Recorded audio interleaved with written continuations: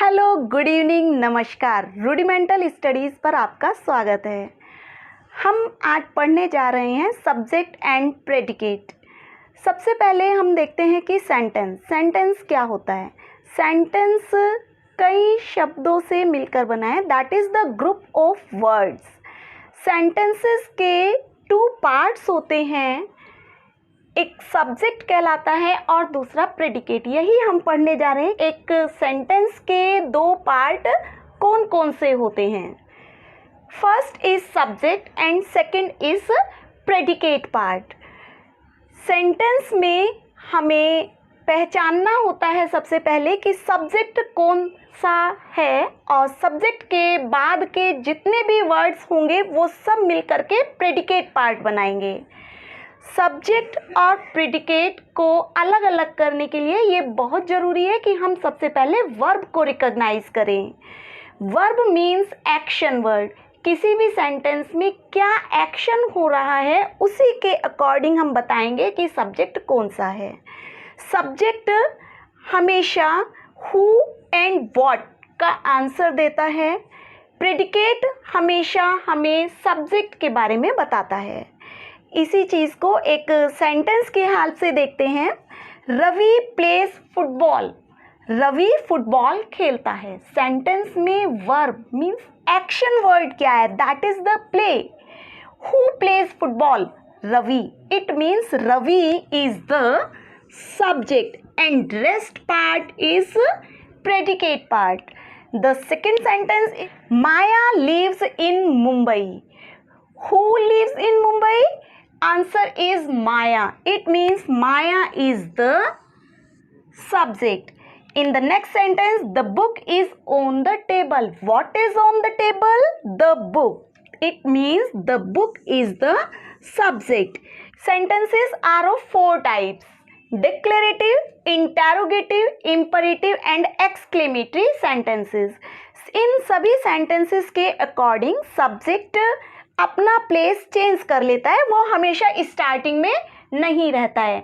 तो चलिए देखते हैं कुछ सेंटेंसेस के साथ। Declarative sentences. डिक्लेरेटिव सेंटेंसेस वे सेंटेंसेस होते हैं जिसमें किसी फैक्ट को या स्टेटमेंट को बताया जाता है। डिक्लेरेटिव सेंटेंस में जो सेंटेंस का स्ट्रक्चर होता है उसमें रूल फॉलो होता है, subject plus verb plus object. It means सबसे शुरू में सब्जेक्ट आता है, फिर वर्ब और उसके बाद ऑब्जेक्ट एंड अदर वर्ड्स आते हैं। एग्जाम्पल के हेल्प से देखते हैं। She cooks food.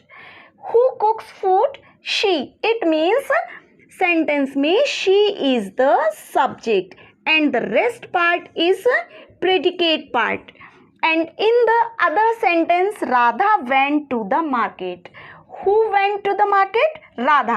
It means Radha is a subject and the rest portion of the sentence is the predicate portion है। एक साधारण सा रूल इसमें लगता है कि सब्जेक्ट हमेशा वर्ब से पहले आएगा। ये बात ध्यान रखने की है कि जब भी एक साधारण सेंटेंस होगा उसमें सब्जेक्ट का पता लगाने के लिए हम सबसे पहले वर्ब को फाइंड आउट करेंगे और वर्ब से पहले हमेशा हमें सब्जेक्ट मिलेगा। इंटरोगेटिव सेंटेंसेस वे सेंटेंसेस होते हैं जिनमें कोई क्वेश्चन किया जाता है और जिन सेंटेंस के लास्ट में क्वेश्चन मार्क आता है। इंटरोगेटिव सेंटेंसेस का जो स्ट्रक्चर है that is the W family word सबसे शुरू में आता है, then helping verb plus subject plus main verb plus object. इस तरह के सेंटेंसेस डब्ल्यू फैमिली वर्ड के जगह हेल्पिंग वर्ब से भी शुरू हो जाते हैं। इट मीन्स इंटरोगेटिव सेंटेंसेस या तो हेल्पिंग वर्ब से शुरू होते हैं या फिर डब्ल्यू फैमिली वर्ड से शुरू होते हैं। इन सेंटेंसेस में हेल्पिंग वर्ब के बाद सब्जेक्ट आता है और मेन वर्ब से पहले सब्जेक्ट आता है। देखिए किस तरह से सेंटेंसेस में हमने यूज़ किया है। Are you going there? ये वाला सेंटेंस हेल्पिंग वर्ब से शुरू हो रहा है। यू सब्जेक्ट है क्योंकि इसके बाद गोइंग मेन वर्ब है। इट मीन्स इधर एक हेल्पिंग वर्ब और इधर एक मेन वर्ब और बीच में subject. You is the subject and rest part is predicate portion.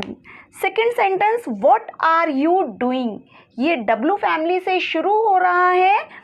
What are is the helping verb doing is the main verb, और दोनों वर्ब के बीच में यूज किया गया है सब्जेक्ट को, that is you, and other portion is predicate portion.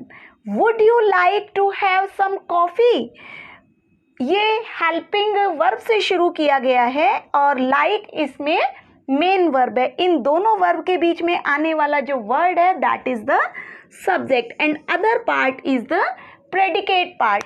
ये इसीलिए याद रखने के लिए है कि टू वर्ब्स के बीच में हमेशा सब्जेक्ट मिलेगा। किस तरह के सेंटेंसेस में? इंटरोगेटिव सेंटेंसेस में। नेक्स्ट क्लास में हम देखेंगे कि imperative sentences and exclamatory sentences के आने पर हम उसका सब्जेक्ट एंड प्रेडिकेट पोर्शन को किस तरह से रिकॉग्नाइज कर सकते हैं। जनरली एग्जाम में क्वेश्चन इसी तरह से आता है, एक सेंटेंस दिया होता है, उसमें हमें रिकॉग्नाइज करना होता है कि कौन सा सब्जेक्ट पोर्शन है और कौन सा प्रेडिकेट पोर्शन है। डिक्लेरेटिव सेंटेंसेस में हम आसानी से रिकॉग्नाइज कर लेते हैं क्योंकि उसमें सब्जेक्ट स्टार्टिंग में आता है, but other 3 types of sentences में हमें रिकॉग्नाइज करने में थोड़ी मुश्किल होती है, लेकिन यदि हम रूल्स को फॉलो करेंगे तो हम आसानी से रिकॉग्नाइज कर लेंगे। तो स्टूडेंट्स, अगर आपको मेरी क्लास अच्छी लगी, समझ में आती है, तो मेरे चैनल को लाइक एंड सब्सक्राइब करिए और साथ में अपने दोस्तों के साथ भी इसको शेयर करिए। Thank you.